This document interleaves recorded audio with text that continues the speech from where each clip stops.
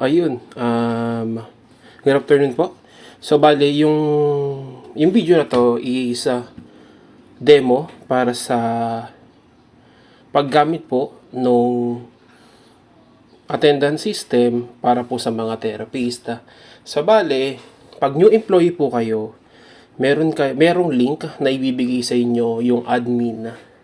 And once binrowse niyo yun or pinuntahan niyo yung link na yun, ito po yung bubungad login nung nung sistema or nung application.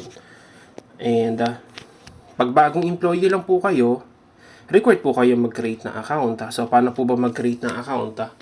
After may ibigay sa inyo nung admin yung link para sa therapist attendance, pupunta lang po kayo sa register. Pagka-click nyo po ng register, meron kayong mga fields na kailangan pong input. So, inputan po natin. For the first name, last name,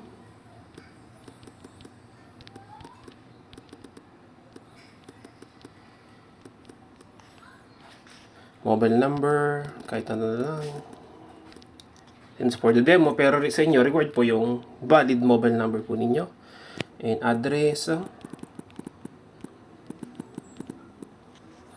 For the assigned branch, ang pipili nyo po yung branch na kung saan kayo po ay na-assign.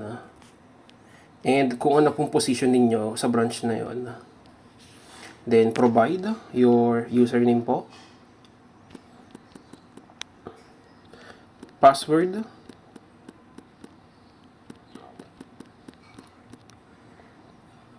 Ayan. Once na kumpleto nyo na pong lagyan lahat, click nyo lang po yung register account.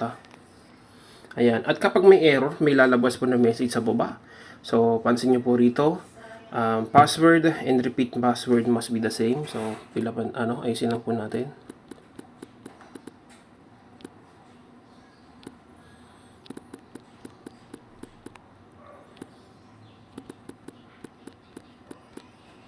Yan. And then, register account.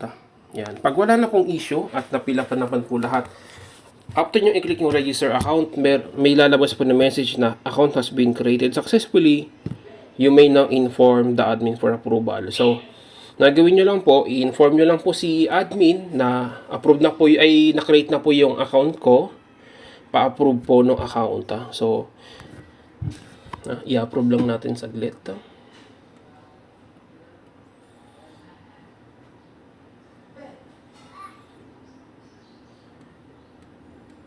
Once approved na yung account ninyo, sasabihin po sa inyo ng admin na po pwede na kayo mag-login. And since yung akin is na-approve na, pwede na po akong mag-login.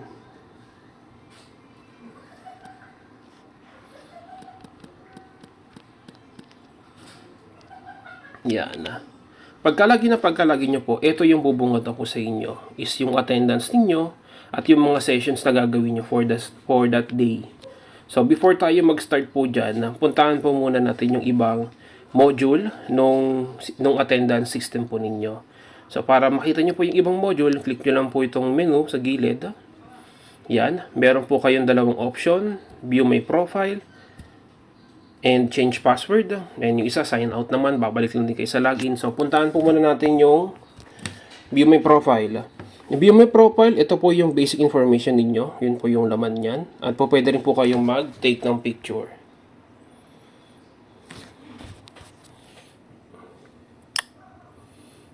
Yan. Yan. Change password, ayan din po. Pwede rin po kayo mag-change password. And punta na po tayo sa main na application po nung attendance system po ninyo. Bale, pagkabalik po ninyo ng employee attendance, ang bubungat po sa inyo for this day or sa araw na gagamitin nyo na po siya, ganito po yung itsura niyan. Lagi po yung blanco before pag magi-start po kayo ng araw. Every other, ano po yun, everyday po yun na blanca. So, ganito po siya, wala po siyang laman. So, para makapag-record po kayo ng attendance, unang-una, before kayo mag-start ng session, required po kayo mag-time in muna. Kaya pag nag-create po kayo ng patient session, hindi po siya magpo-proceed. Kailangan nyo daw po muna mag-time in. Yun po yung para sa regular shift ninyo. So, click nyo lang po yung record my attendance. Yan. May time in na po kayo, so pwede na po kayo mag-create ng session. Yan. Sa create ng session, ito lang naman po yung mga pipilapan. Pipiliin nyo lang po yung patient na i-accommodate po ninyo. Tapos, take a selfie. Tapos, kung may gusto kayong ilagay na any remarks, wala pong problema. And, try po natin. Pili lang po. Tapos, take a picture.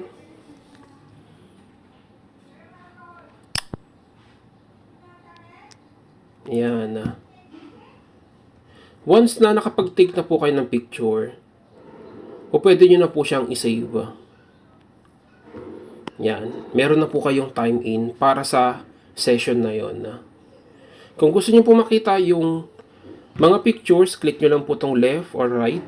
Malalaman na nyo naman po na kapag may picture, yun yung picture for the time in. Pag wala pa, ibig sabihin wala pang picture yung time out. And required po kayo mag-time out.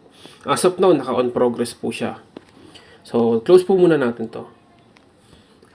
Halimbawa po nag-time out kayo na hindi pa tapos yung session ninyo. Try po natin.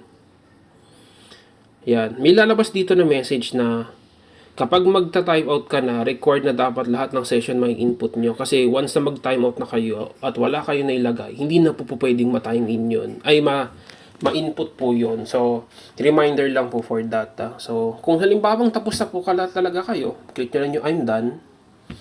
Yan, sasabihin niya, meron kayong pending session. Kailangan nyo daw po munang i-complete yun. So, paano po i-complete yun? Click nyo lang yung arrow down, edit session, take a picture.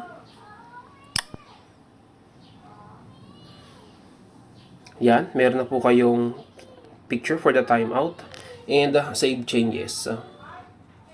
Yan. So, meron na po kayong completed na sa first session ninyo. Halimbawa, may gusto po kayong idagdag like any remarks. Click nyo lang po itong edit session. Type lang po kayo na kahit ano. Yan, then updated na daw po siya. Okay na po siya. And kung gusto niyo pong palitan ng patient, kung nagkamali kayo na sinalik, wala pong problema. Yan. So, bali, done na po kayo sa inyong first session. So, halimbawa naman po, gusto niyo na pong mag-time out. Tapos na po halimbawa lahat ng session niyo. Click nyo lang po yung record my attendance. And click lang po yung I'm done. Yan. Timeout has been recorded successfully. So, hindi na po kayo makakapag-create ng session that day. Kasi, tapos na po yung shift. Pero, ang po pwede nyo lang pong gawin, mag-edit. Kung may gusto kayong idagdag na any remarks para sa session na yun, wala pong problema. So, yun lang po. Ganun lang naman po kasimple mag-time in and mag-time out sa attendance po natin. So, anything na input po ninyo is will be monitored para sa attendance po ninyo every day. So, if may question po kayo, chat nyo lang po ko. And if wala, yun lang naman po yung way sa pag-input ng attendance po ninyo. So, bali, everyday, ganun po yung magiging